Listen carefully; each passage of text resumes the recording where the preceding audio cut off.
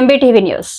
నెల్లూరు జిల్లా జైలులో రిమాండ్ ఖైదీలుగా ఉన్న మాజీ ఎమ్మెల్యే పిన్నెల్లి రామకృష్ణారెడ్డి, ఆయన సోదరుడు వెంకట రామిరెడ్డిని మాజీ మంత్రి కాకాని గోవర్ధన్ రెడ్డి, నర్సరావుపేట మాజీ ఎమ్మెల్యే గోపిరెడ్డి శ్రీనివాసులరెడ్డి పరామర్శించారు.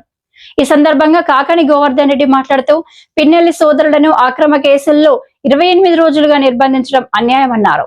చేయని తప్పుకు శిక్ష అనుభవిస్తున్న వారు ధైర్యంగా ఉన్నారని తెలిపారు. వైఎస్ఆర్సీపీ నాయకులను నిర్వీర్యం చేయాలనే ఉద్దేశంతో కూటమి ప్రభుత్వం అక్రమ కేసులు పెడుతుందని ఆరోపించారు.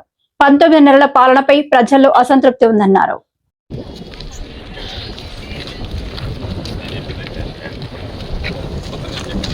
ఇక్కడే ఉండాల్సినటువంటి పరిస్థితి ఏర్పడుతుంది. జగన్మోహన్ రెడ్డి గారు ఇప్పుడే చెప్పినట్టుగా, ఇంతకుముందే చెప్పినట్టుగా, మీరు ఉద్యోగం నుంచి పదవి విరమణ చేసినా సరే ఎవరిని విడిచిపెట్టేది ఉండదు. సప్త సముద్రాల అవతల ఉన్నా సరే వాళ్ళని తీసుకొచ్చి న్యాయస్థానం ముందు నిలబెట్టి తప్పనిసరిగా మీకు శిక్ష పడేటువంటి విధంగా చర్యలు చేపట్టడం జరుగుతుందని చెప్పి తెలియజేస్తూ, ఏది ఏమైనా సరే ఈరోజు పిన్నెల్లి సోదరులకి వైఎస్ఆర్ కాంగ్రెస్ పార్టీ కుటుంబం మొత్తం ఈరోజు అండగా నిలిచింది. వాళ్ళ పట్ల ప్రగాఢమైనటువంటి ఈరోజు జనాలలో సానుభూతి వెల్లవవుతుంది. ఎక్కడ వెళ్ళినా సరే పాపం వాళ్ళకి సానుభూతి వ్యక్తం చేస్తున్నారు. అయ్యో అనవసరంగా వీళ్ళకి సంబంధించినటువంటి దాంట్లో ఆ సింపతి అనేటువంటిది ఈరోజు ప్రజల్లో ప్రారంభమైంది.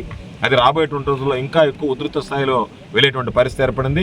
నేను ఈ ప్రభుత్వానికి ఒకటే విషయం చెప్తున్నా, మీరు చేసేటువంటి నియంత్రణతో పోకడలు అనేటువంటివి ప్రజలు ఎదురు తిరిగితే బ్రిటిష్ పాలకులను తరిమి కొట్టినటువంటి ప్రజలు ఈరోజు ఉన్నటువంటి పోలీస్ వ్యవస్థను ఎదిరించడం అనేటువంటిది పెద్ద పని కాదు.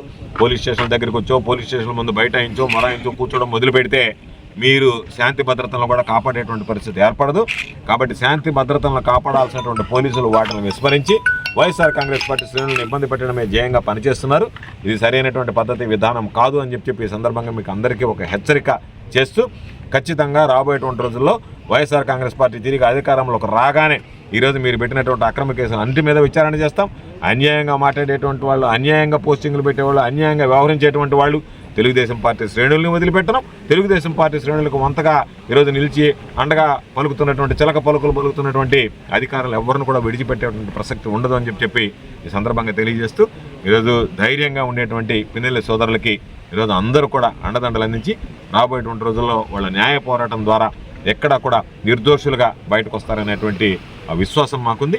తప్పనిసరిగా వాళ్ళు నిర్దోషులుగా బయటకు వస్తారని చెప్పి సందర్భంగా తెలియజేస్తూ, ఎప్పటికైనా చంద్రబాబు కొడుకు, అబ్బా కొడుకులు ఇద్దరు కూడా మీ బుద్ధి మానుకుని మీ దుర్బుద్ధితో వ్యవహరించకుండా, ప్రజల పట్ల పక్షపాత వైఖరి ప్రదర్శించకుండా, మీకు ప్రజలు ఇచ్చినటువంటి అవకాశాన్ని సద్వినియోగం చేసుకుని వీలైతే, మీకు చేత కాదు ఎప్పుడు ప్రజలకు సంబంధించి ఆలోచన చేసి అభివృద్ధి సంక్షేమం అమలు చేయాలనేటువంటిది, మీకు చేత అయితే వీలైతే ప్రజలకు ఏదైనా మేలు చేసేదానికి ఆలోచన చేయండి తప్ప ప్రజలకు కీడు చేసేటువంటివి రేపు రాబోయేటువంటి రోజుల్లో తప్పనిసరిగా దాని ద్వారా మీరు మూల్యం చెల్లించుకోవాల్సినటువంటి పరిస్థితి ఏర్పడుతుందని చెప్పి హెచ్చరిస్తుంది.